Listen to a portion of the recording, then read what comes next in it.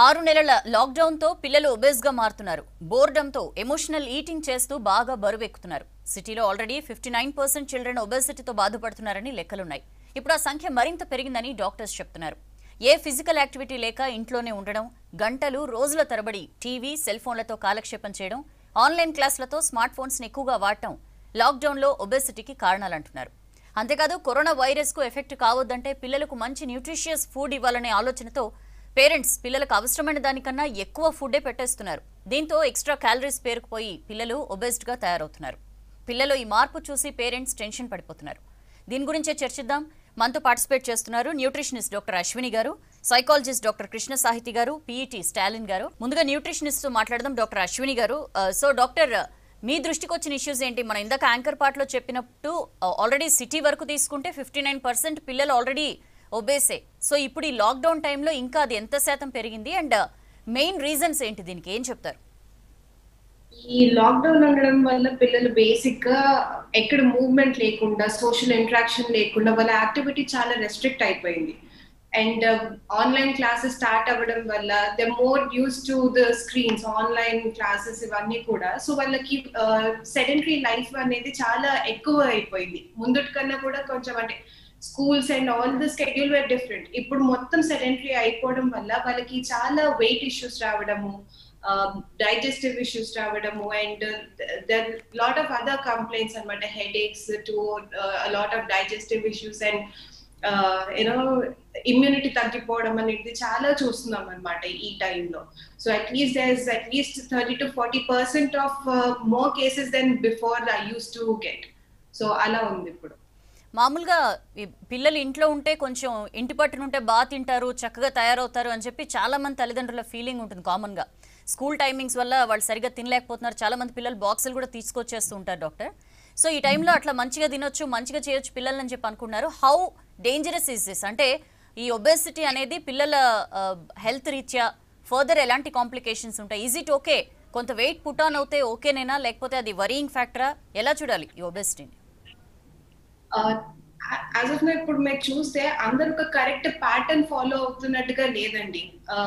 You know పిల్లలు టైంకి లేచి క్లాసెస్ ఇవన్నీ ఫాలో అవ్వడం కన్నా నేనేం ఎక్కువ కంప్లైంట్స్ వింటున్నానంటే, they getting up, there is no breakfast, classes, and after classes వాళ్ళు టైర్డ్ గా ఉండడం వల్ల they have a huge meal and they take a break and they sleep. అంతే. సో వాళ్ళ కంప్లీట్ ఫిజికల్ యాక్టివిటీ తగ్గిపోయింది. వాళ్ళ క్వాలిటీ న్యూట్రిషన్ అనేది కూడా ప్రాపర్ గా లేదు. అంటే timely meals, small frequent meals అనేది లేకపోవడం వల్ల, హ్యూజ్ మీల్స్ ఒకటేసారి రావడం వల్ల, అండ్ వాళ్ళ మెటాబలిజం కూడా బాగా దెబ్బతింటుంది అనమాట. And on top of it all there is no physical activity at all.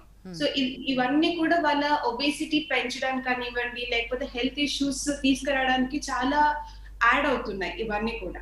So at home we should not entertain kids. ఇలాంటి యాక్టివిటీ ఇలా ఉండకుండా ఉండడానికి క్లాసెస్ ఎలా అయితే టైమింగ్స్ లో ఉంటాయో we should let it happen. But వాళ్ళ వేకప్ టైం, వాళ్ళ ఈటింగ్ ప్యాటర్న్, వాళ్ళు తినే ఫుడ్ లో ఎంత క్వాలిటీ న్యూట్రిషన్ ఉంది, what right food their eating, and breaks లో ఏం చేస్తున్నారంటే ఏం తింటున్నారు, small intervals of time are very important. And after the classes వాళ్ళు చిన్న బ్రేక్ తీసుకున్న తర్వాత మళ్ళీ they have to resume to a little physical activity. ఇవన్నీ కూడా చాలా ఇంపార్టెంట్ అనమాట. వాళ్ళ డైజెషన్ ఎలా ఉంది, అదే able to pass the bowel movement, ఇవన్నీ కూడా చాలా ఇంపార్టెంట్ ఉంటాయి అనమాట. And these you know lot of complaints ఏంటంటే మేజర్ గా ఎక్కువ ఫుడ్ తినేస్తున్నారు అండ్ ఎక్కువగా పడుకుంటున్నారు because they are tired, but there is no physical activity. And బయటికి వెళ్ళి ఆడుకోవడానికి ఎక్కడ కుదరట్లేదు. ఇంట్లో because of the small restricted places ఎక్కువగా ఫిజికల్ యాక్టివిటీ ఉండట్లేదు. సో దీని వల్ల వాళ్ళకి బాగా ఇబ్బందులు వస్తున్నాయి. ఆయాసం అనేది చాలా ఎక్కువైపోయింది, బరువు ఎక్కువైపోయారు అనే కంప్లైంట్స్ బాగా ఉన్నాయన్నమాట. సో ఇవన్నిటిని మనం ఎంటర్టైన్ చేయకుండా టైమ్లీ మీల్స్ అనేటివి ఎప్పటిలాగా పెట్టుకోవాలి. Breakfast is a must, because పిల్లలు చదువుతూ ఉంటారు, వాళ్ళకి ఎనర్జీ అనేది కరెక్ట్ టైంలో అవసరం ఉంటుంది. And proper sleep, proper activity కూడా చాలా ఈక్వల్ గా important as you know nutritious food అనమాట. So we have to take care, and specially parents have to observe them carefully. చాలా జాగ్రత్తగా వాళ్ళని అబ్జర్వ్ చేసి వాళ్ళ స్కెడ్యూల్ ని కరెక్ట్ చేస్తూ ఉండాలి, ఏ టైంకి ఆ టైం.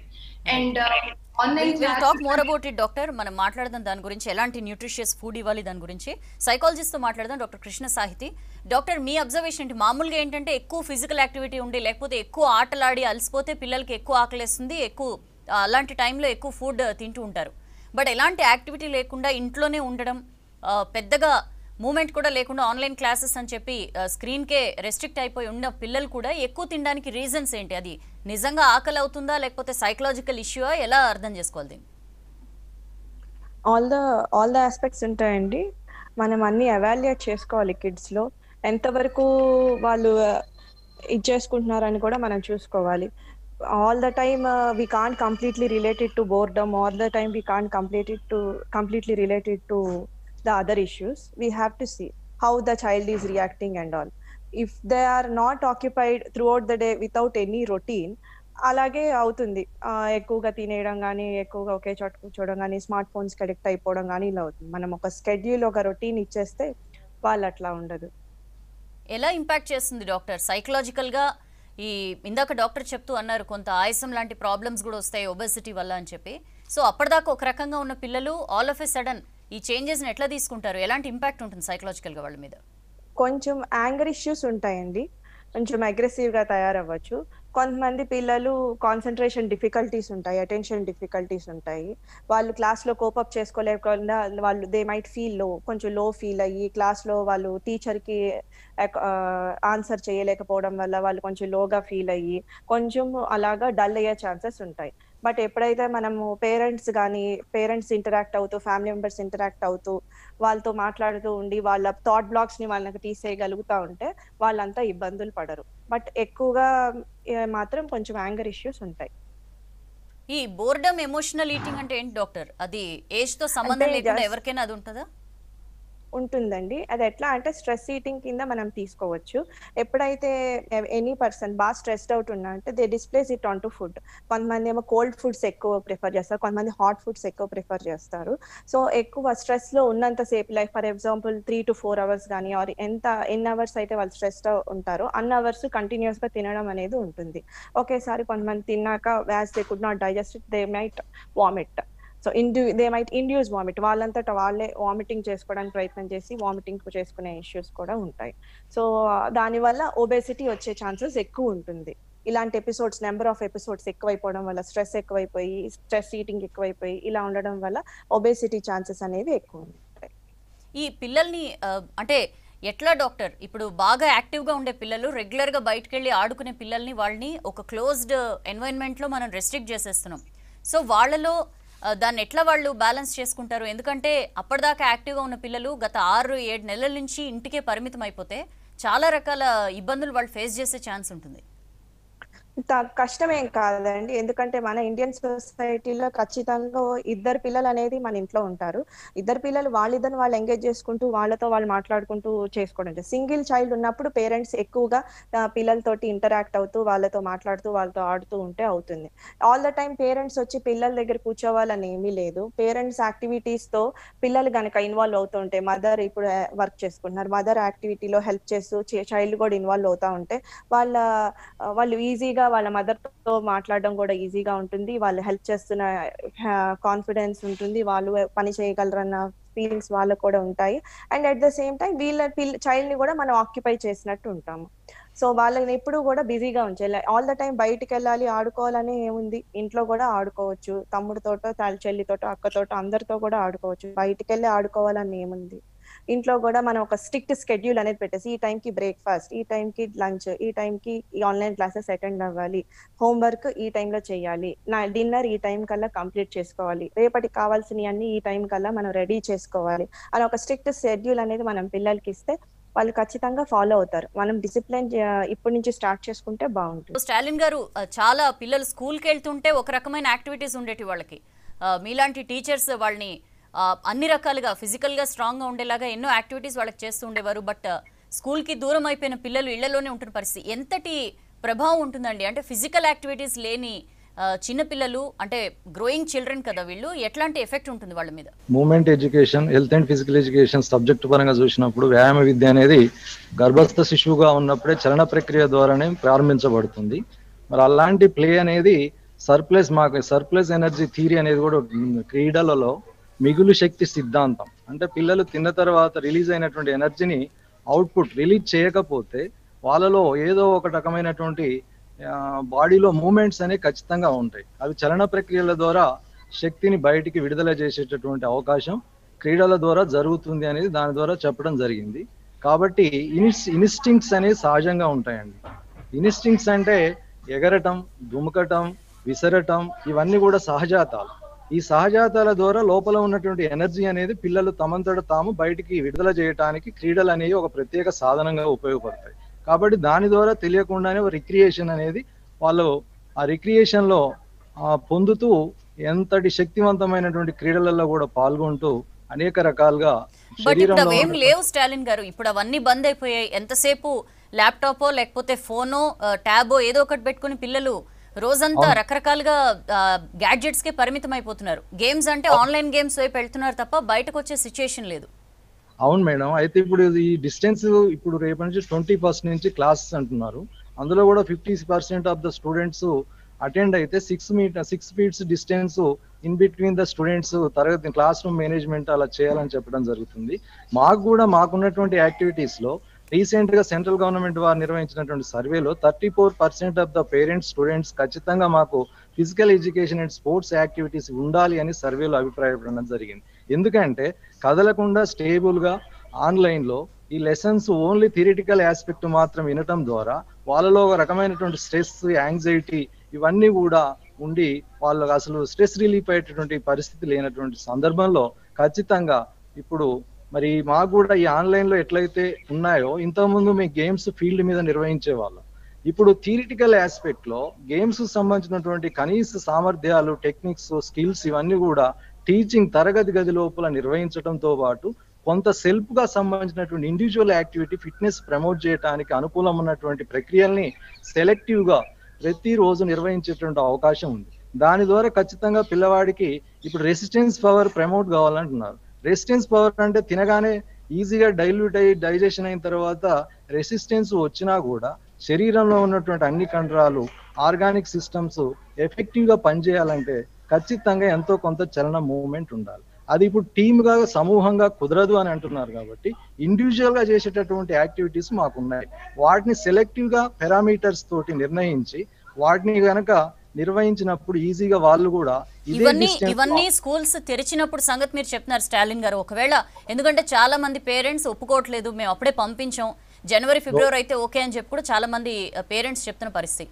సరే స్కూల్స్ తెరిస్తే మీరు అన్నట్లు ఇట్లా ఇండివిజువల్ ఫిజికల్ ట్రైనింగ్ అవి చేయించవచ్చు. బట్ ఒకవేళ ఇంకా స్కూల్స్ తెరవడం లేట్ అయితే, ఆల్రెడీ ఇప్పుడు 6 నెలల నుంచి పిల్లలు ఇంటి పట్టునే ఉన్నారు, ఇంకా డిలే అయిన పరిస్థితుల్లో ఎట్లా వాళ్ళు ఇంట్లోనే ఉండి ఫిజికల్ గా ఫిట్ గా ఉండేలాగా ఏమైనా చేయొచ్చా? ఒక పీఈటీగా మీ సజెషన్ ఏంటి అట్లా పిల్లలకి? ఇప్పుడు మేము ఖమ్మం, సూర్యాపేట డిస్ట్రిక్ట్స్ కి అక్కడ డిఓ గారు మా ద్వారా వెబినార్ ప్రోగ్రామ్ నిర్వహించడం జరిగింది మేడం. అక్కడ మేము ప్రిఫరబుల్ గా ఉన్నటువంటి యాక్టివిటీస్ అన్నిటిని కూడా చూస్ చేసి పీఈటీలకు ఆ రోజు మేము సెమినార్ లో ఈ రకంగా మనం ఆన్లైన్ లో మన కార్యక్రమాలను కూడా నిర్వహిస్తే బాగుంటుందని వాళ్ళకు లిస్ట్ అవుట్ చేసినటువంటి కార్యక్రమాలను చూపించడం జరిగింది. దానిలో భాగంగా పిల్లలకు అన్ని సబ్జెక్టులకు సంబంధించినటువంటి ఆన్లైన్ క్లాసెస్ అవుతున్నాయి. వ్యాయామ విద్య, health and physical education subject మాత్రం దీనివల్ల కొంత ఇబ్బందికరమైనటువంటి పరిస్థితి ఉంటుందేమో అనే అపోహతోటి అన్ని గేమ్స్, ఒలింపిక్స్ కానించి అన్ని కూడా బ్యాన్ చేసి ఐపీఎల్ టోర్నమెంట్స్ అన్ని కూడా కొన్ని వాయిదా వేయడం జరిగింది. ఈ సందర్భంలో మాకు సంబంధించినటువంటి health and physical education activities ని కూడా ఆన్లైన్ లో తీసుకెళ్లటం ద్వారా చాలా వరకు పిల్లలు కొంత ఆనందకరమైనటువంటి వాతావరణంలో స్ట్రెస్ రిలీఫ్ కావడానికి అవకాశం ఉంటుంది.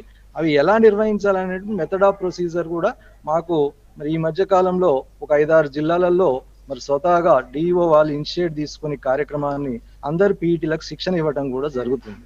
కాబట్టి ఎందుకంటే ఎంతో కొంత ఖచ్చితంగా ఇంటి దగ్గర స్టేబుల్ గా కూర్చున్న విద్యార్థి కనీసము ఇప్పుడు చెస్ లాంటివి కొన్ని ఉన్నాయి మేడం యాక్టివిటీస్, అవన్నీ కూడా mind stress relief, lunch time అవర్లో ఆడేటటువంటి యాక్టివిటీస్ ఏవైతే ఉన్నాయో అవన్నిటిని ఇప్పుడు మరి ప్రవేశపెట్టినట్టయితే పిల్లలు కొంత ఆనందకరమైనటువంటి వాతావరణంలోకి వస్తారు, స్ట్రెస్ ని ఒత్తిడిని జయిస్తారని మేము ఆ కార్యక్రమాన్ని నిర్వహించడం జరిగింది.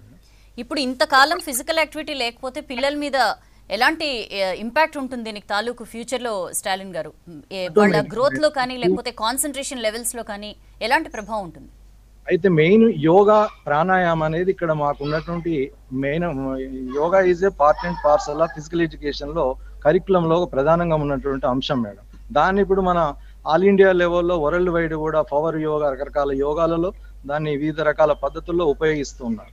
అలాంటి సందర్భంలో యోగాలో ఉన్న ఈ బ్రీతింగ్ ఎక్సర్సైజ్ ఏవైతే ఉన్నాయో అవి ఆటోమేటిక్ గా ఇప్పుడు సింపుల్ గా ఇలా కూర్చున్న దగ్గర ఇలా పెట్టేసి breath in breath out, breath in breath out ఇలా రిలాక్స్ గా చేయటం ద్వారా ఈ రెస్పిరేషన్ లంగ్ కెపాసిటీ అనేది డెవలప్ అవుతుంది. కాబట్టి ఈచ్ అండ్ ఒక పీరియడ్ కు మధ్యలో ఇలాంటి ప్రక్రియలను నిర్వహించడం ద్వారా లంగ్ కెపాసిటీ డెవలప్ కావటం, ఆక్సిజన్ కన్జంప్షన్ పెరగటము, మెటబాలిక్ రేట్ అనేది ఇంక్రీజ్ కావటము, కూర్చున్న దగ్గరే లేకపోతే ఇంతకుముందు మేడం గారు చెప్పినట్టు ఒబేసిటీ అనేది ఆటోమేటిక్ గా డెవలప్ అవుతుంది.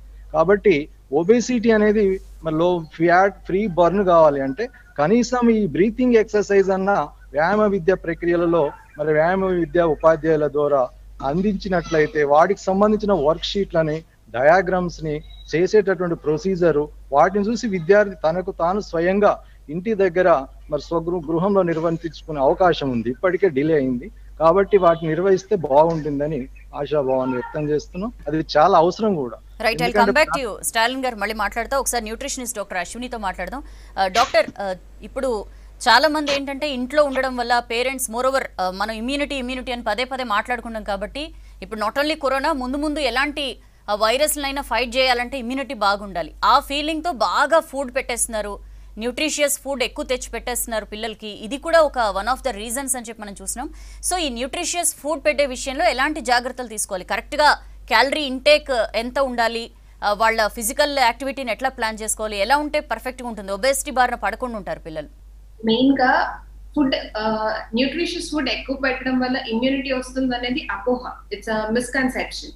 సో ఒకటి ఏంటి అని అంటే మీరు ఆహారం ఎంత మంచిదైనా కూడా దాన్ని ఎక్సెస్ క్వాంటిటీలో తీసుకోవడం వల్ల అది మీకు బాడీకి లోడ్ అవుతుంది. It's an excess calorie or excess nutrient in the body. So దాన్ని బాడీ మళ్ళీ మెటబలైజ్ చేసి స్టోర్ చేసుకోవడానికి ఇబ్బంది అవుతుంది. సో దాని వల్ల ఆ స్టోరేజ్ ప్రాసెస్ ఇదంతా కూడా మళ్ళీ ఒబేసిటీ ఫ్యాట్ స్టోరేజ్ కానివ్వండి, బరువు పెరగడం ఇవన్నీ జరుగుతూ ఉంటాయి. ఈవెన్చువల్ గా ఇమ్యూనిటీ అనేది కాంప్రమైజ్ అవుతుంది ఈ టోటల్ ప్రాసెస్ లో. సో హైలీ న్యూట్రిషియస్ ఫుడ్ పెట్టినా కూడా if you're feeding in larger quantity there is no point. So అలా ఎంటర్టైన్ చేయకుండా small frequent meals, proper breakfast, lunch and dinner, and అది కూడా మీరు కల్చరల్ గా కానివ్వండి, హ్యాబిచువల్ గా ఎలా అయితే అలవాటు ఉందో అలాంటి ఫుడ్స్ లోనే make sure you give them fresh food అనమాట. అంటే ఫ్రెష్ గా కుక్ చేసిన ఫుడ్, అండ్ దాంట్లో కూడా మేక్ ష్యూర్ ప్రోటీన్ ఎక్కువగా ఉండట్టు అండ్ స్లో రిలీజింగ్ కార్బోహైడ్రేట్స్ ఉండే ఫుడ్ ప్లాన్ చేసుకొని every meal should have vegetable serving, and in between snack type లో ఫ్రూట్ సర్వింగ్స్ ఇవ్వడం వల్ల ఇవన్నీ ఒక బ్యాలెన్స్డ్ డైట్ ప్రోటోకాల్ అనమాట. దీంతో పాటు మనం ప్రోబయోటిక్స్ ఇవ్వడం అనేది కూడా చాలా ఇంపార్టెంట్ ఉంటుంది. It can be the form of curd or supplement, బయట మీకు ఫార్ములాస్ దొరుకుతున్నాయి. ఇలాంటివి కూడా ఇవ్వడం వల్ల మీరు ప్రోబయోటిక్ ఇంట్రడ్యూస్ చేస్తారు. ఇమ్యూనిటీ అనేది ఇట్స్ జస్ట్ నాట్ ఏమంటారు ఒక ఇంట్లో కుక్ చేసిన ఫుడ్ తినడం వల్ల ఇమ్యూనిటీ వస్తుంది అని కాదు. ఇమ్యూనిటీకి కరెక్ట్ ఫుడ్ ఉండాలి, కరెక్ట్ టైంకి ఉండాలి, కరెక్ట్ ఫిజికల్ యాక్టివిటీ ఉండాలి, ప్రాపర్ స్లీప్ ఉండాలి, and you should if there is any deficiency, శరీరంలో ఏదన్నా న్యూట్రియంట్ తక్కువ ఉన్నా, వైటమిన్ తక్కువ ఉన్నా కూడా మీకు డెఫిషియన్సీ డెవలప్ అవుతుంది. సో వాటిని కరెక్ట్ చేసుకోవాల్సి ఉంటుంది. వీటన్నిటితో పాటు వాటర్ ఇంటేక్ కూడా చాలా ఇంపార్టెంట్. మీరు తినే ఆహారం మీ మొత్తం బాడీ అంతా మెయింటైన్ అవ్వాలి, రీచ్ అవ్వాలి అని అంటే ప్రాపర్ బ్లడ్ సర్క్యులేషన్ ఇంపార్టెంట్. దానికి ఒక హైడ్రేషన్ లెవెల్ మెయింటైన్ అవ్వాలి. సో దానికోసం వాటర్ ఇంటేక్ కూడా మీకు కరెక్ట్ గా ఉండాలన్నమాట. పిఈటి స్టాలిన్ గారి దగ్గరికి వెళ్దాం. సో స్టాలిన్ గారు, ఇంట్లో ఉండే పిల్లల్ని ఫిజికల్ గా యాక్టివ్ గా ఎలా ఉంచడం అని చెప్పి మనం మాట్లాడుకుంటున్నాం. వేరియస్ యాక్టివిటీస్ కొంచెం పెద్దిళ్ళు అయితే ఓకే, కొంత తోటి పిల్లలతోనో అంటే సిబ్లింగ్స్ తో కానీ లేకపోతే అమ్మ నాన్నలతోనో ఆడుకునే ఛాన్స్ ఉంటుంది. అలా లేని పిల్లల విషయంలో ఏంటి? ఉన్న చోటునే వాళ్ళు బాగా స్ట్రెస్ఫుల్ గా ఫీల్ అవ్వకుండా ఎంతో కొంత మరీ బయటికి వెళ్ళి ఆడుకున్నంత దాంతో ఈక్వేట్ కాకపోయినా కొంతవరకు ఎట్లా వాళ్ళని వాళ్ళు ఫిజికల్ గా ఫిట్ గా ఉంచుకోగలుగుతారు? బెస్ట్ ప్రిఫరబుల్ ఎక్సర్సైజ్ సూర్య నమస్కారాలు madam. Top to bottom totally bending, standing, sitting exercise అన్ని దాంట్లో వస్తున్నాయి. సెట్ ఆఫ్ 10 ఎక్సర్సైజెస్ ఒక రౌండ్ అయిపోతుంది.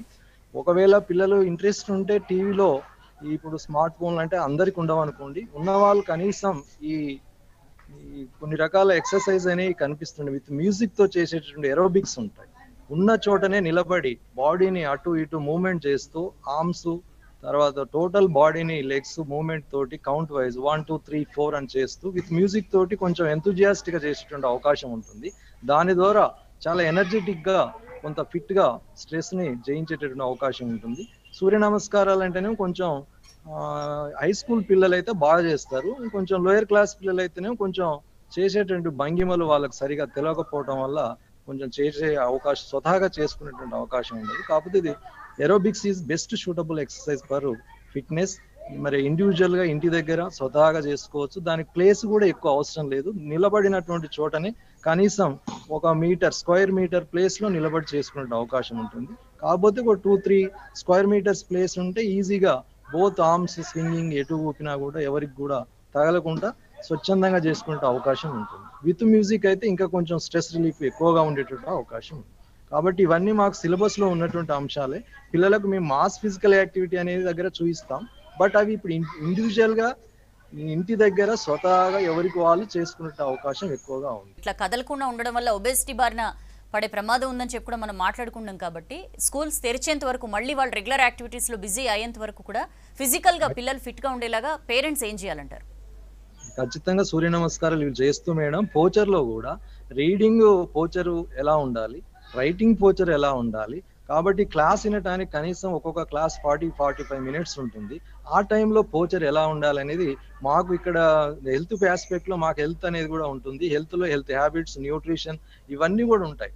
ఇందులో ఉన్నటువంటి పోచర్ డిఫార్మిటీస్ రాకుండా standing posture, sitting posture, lying posture, walking posture అనే 4 టైప్స్ ఆఫ్ పోచర్ ని మేము ఎక్స్ప్లెయిన్ చేస్తాం. కాబట్టి ఏ సిచ్యువేషన్ లో పుస్తకానికి కంటికి కనీస దూరం ఎంత ఉండాలి, తర్వాత పుస్తకాన్ని ఏ విధమైనటువంటి యాంగిల్ ఎంత ఉంచాలి, 45 డిగ్రీల యాంగిల్లో పెట్టకపోతే కంటికి స్పష్టంగా కనిపించదు. కాబట్టి ఇప్పుడు ఈ స్క్రీన్ చూసేటటువంటి పరిస్థితిలో కూడా మరి స్మార్ట్ ఫోన్ కావచ్చు, టీవీ కావచ్చు, ఇవన్నీ చూస్తున్నప్పుడు కూడా 0 పవర్ గ్లాస్ అనేది ఇప్పుడు చాలా మంది ఉపయోగిస్తున్నారు. ఎందుకంటే కంటికి ఎఫెక్ట్, స్క్రీన్ ఎఫెక్ట్ పడి కొంత షార్ట్ సైట్ ప్రాబ్లం వచ్చేటువంటి అవకాశం కూడా ఉంది. కాబట్టి మరి ఇవి అందరికీ అందుబాటులో ఉండవు. కాబట్టి ఇప్పుడు టీవీని చాలా మంది పిల్లల దగ్గర కూర్చొని చూస్తున్నారు, ఏజెన్సీ ఏరియా కావచ్చు, రిమోట్ ఏరియాస్ లో. మరి అలాంటి వాళ్ళలో ఎక్కువ మంది తక్కువ అలా కూర్చొని అలాగే ఉండటం ద్వారా కొంత ఇబ్బందికరమైన పరిస్థితి ఉంటుంది. ఖచ్చితంగా రెగ్యులర్ గా క్లాస్ లేనప్పుడు కొంత పీరియడ్ మధ్యలో ఖచ్చితంగా ఈ ఫిట్నెస్ బ్రీతింగ్ ఎక్సర్సైజ్ అనేది తీసుకోవాలి. ఇప్పుడు erect spine is correct brain అంటారు యోగాలు. ఎందుకు ఎరెక్ట్ స్పైన్ అంటే స్పైనల్ కార్డ్ అనేది నిటార్ గా ఉన్నప్పుడు ఇక్కడ ఉన్నట్టు మెడుల్లా ఆబ్లాంగేటా మధ్యాముఖం అనేది బ్రీతింగ్ ని కొంచెం ఇండిపెండెంట్ గా పనిచేసేటువంటి ఆర్గానిక్ వ్యవస్థని అది నియంత్రిస్తుంది. కాబట్టి ఎప్పుడైతే దాని మీద స్వేచ్ఛగా ఒత్తిడి లేకుండా ఉంటుందో ఆటోమేటిక్ గా బ్రీతింగ్ అనేది నార్మల్ గా రిలాక్స్ గా తీసుకోవడం జరుగుతుంది. ఎప్పుడైతే నార్మల్ గా ఆక్సిజన్ కన్జంప్షన్ అనేది జరుగుతుందో బాడీలో అలసట అనేది తక్కువగా ఉంటుంది. కాబట్టి ఈ పోచర్స్ అవగాహన లేకపోతే కూడా పిల్లలు కూర్చున్నటువంటి భంగిమలలో మరి స్థితి లోపాలు కలిగేటువంటి అవకాశం కూడా ఉంటుంది. కాబట్టి మరి ఇప్పుడు ఫుడ్ హ్యాబిట్స్, తర్వాత స్లీపింగ్ హ్యాబిట్స్, ఆ పీరియడ్ ఐ ఎక్సర్సైజ్ కూడా యోగాలో ఉంటుంది. కాబట్టి ఇక్కడ ఉన్నటువంటి కనుబొమ్మలు పైకి కిందికి పక్కలకు రొటేట్ చేయటము ఇవన్నీ కూడా ఎవ్రీ పీరియడ్ కు మధ్యలో ఫ్రెష్ అప్ కావడానికి కొంత అలసటను అధిగమించడానికి దోహదపడుతుంది. మరి లోపించినటువంటి ఏకాగ్రతను పొందడానికి కూడా యోగాకు సంబంధించిన ఎక్సర్సైజెస్ మరి ఉపయుక్తం అవుతాయి. ఇంతకాలం ఇళ్లకే పరిమితం అయిపోవడం, ఫిజికల్ యాక్టివిటీస్ లేకపోవడం, వీటి వల్ల డిప్రెషన్ తాలూకు ఛాయలు కూడా ఏమైనా ఉంటాయా? ఒకవేళ అలాంటివి ఏమైనా పిల్లల్లో వస్తున్నట్లుంటే ఎట్లా గమనించాలి పేరెంట్స్?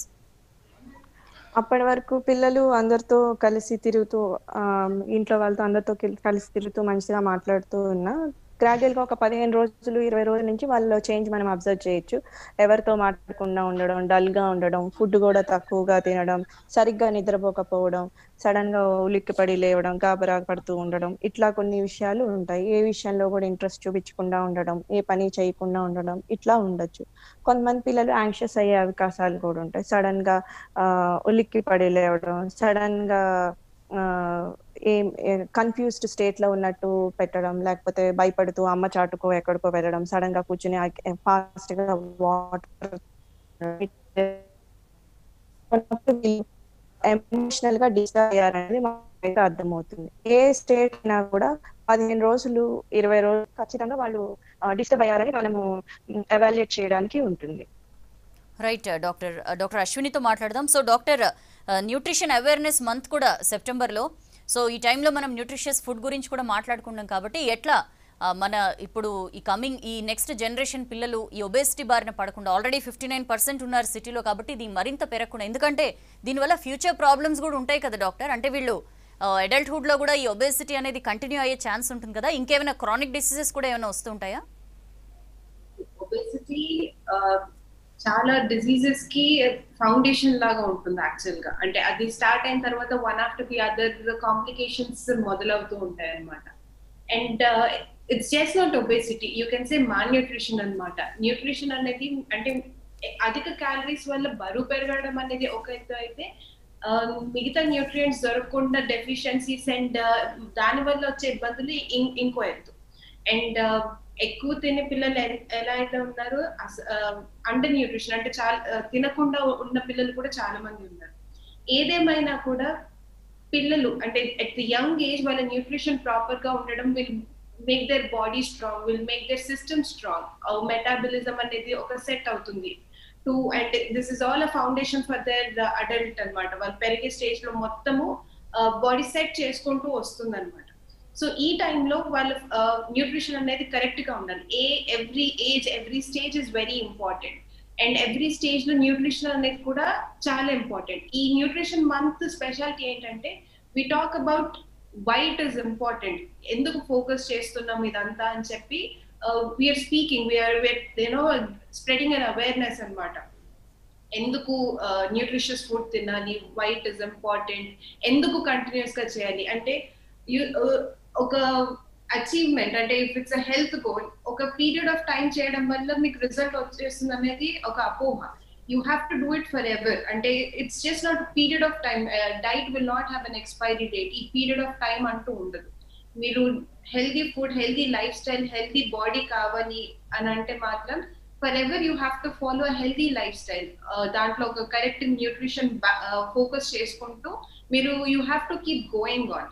అండ్ అలా చేయడానికి childhood is the best age to start them the habits and వాళ్ళలో ఇంట్రెస్ట్ ఇన్కల్కేట్ చేయడానికి this is the perfect age. And being nutrition month definitely ఈ ఇంపార్టెన్స్ అనేది డెఫినెట్లీ స్ప్రెడ్ అవ్వాలి. To eat healthy food, especially ఈ month లో మనము kitchen garden ఇంట్లో మొక్కలు పెంచడం, వెజిటబుల్ పెంచడం అనేది చాలా ప్రమోట్ చేస్తాం. ఎందుకంటే the importance of eating organically grown or naturally grown food అనేది ఇట్స్ వెరీ ఇంపార్టెంట్. యాజ్ మనం ఫుడ్ తింటున్నాము, బట్ తినే ఫుడ్ ఎంత క్వాలిటీ ఉంది అనేది కూడా మనం చెక్ చేసుకోవాలి, right? Just eating food is not enough.